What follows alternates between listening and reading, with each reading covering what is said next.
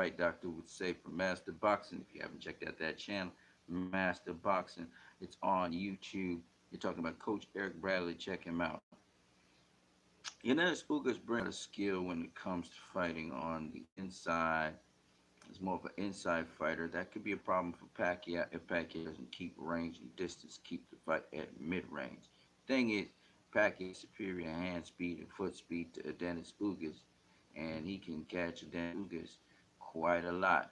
You know, Dennis Ugas is not, I think, like Errol Spence, who has all skills, could box you on the outside, bang on the inside, fight you at mid range. Dennis Ugas is more of an inside fighter, pressure fighter. So and he's not particularly sharp, particularly fast. Um, does have some good defense, but still gets caught. His last fight, I saw him get hurt a bit in the fight. So I don't see a Ugas beating Manny Pacquiao. I think Manny Pacquiao is going to put on a show for everybody as he gets back his belt and his title, and I suspect Manny Pacquiao is going to beat Dennis Ugas quite severely. Make a pretty much a big example out of him. But Dennis Ugas is a very good fighter, Olympian, all that. He actually beat Terrence Crawford in the amateurs, but this is not the amateurs, and this is not Terrence Crawford. Okay, so I'm still gonna see how Pacquiao does against Ugas.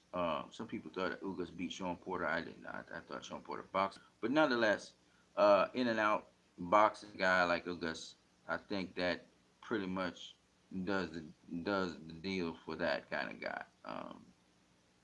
Pacquiao should get back his title. Okay, so that's my prediction. It is a last minute replacement. Pacquiao's strategy will be adjusted slightly. I think to deal with the inside fighting of Ugas, make sure the Ugas don't trap him too much in the corners and stuff like that. I think it's the same, almost the same formula that Pacquiao be using against Ugas that he would have done against Errol Spence. Ugas, good body puncher, has a nice long, really good jab. But like I said before, you know, in my previous video about lead hand dominance and so on, lead hand, lead foot dominance, you know, Pacquiao possesses that trait in those weird combinations that he could lead with either hand and in the southpaw stance. So it's going to be a problem for Dennis Ugas, especially those little feints and traps that Pacquiao will uh, do to him. And if Pacquiao can set the pace and or counter punch Ugas, it's going to be a long night for Ugas. So I mean, Lucas gets the opportunity of a lifetime to face Manny Pacquiao. I said, jump for it, brother. You be a part of his legacy. I got Pacquiao winning this fight by a landslide. Probably doesn't stop Ugas, but puts a beating on him. All right, people, that's what I got. I'm going to catch you guys later. What you need out. Peace. Oh, let me leave you guys with a piece of scripture. Scripture's coming from the book of Mark. And basically, the scripture this time is talking about Jesus. Um,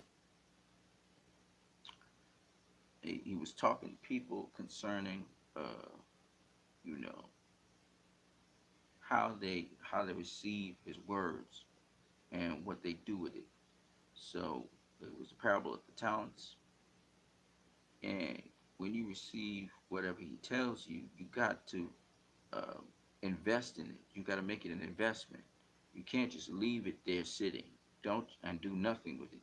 So basically, whatever words he gives to you or whatever word you get, act on it. Don't just have people. Don't just be a person of ideas. Just a person with a lot of ideas floating around in your head. Seek to execute those ideas. Of course, execution is always a lot harder, and there's a lot of ups and downs to it. Seek to execute your ideas because if they're good ideas, they're worth executing. I'm gonna catch you guys later. What you need out. Peace.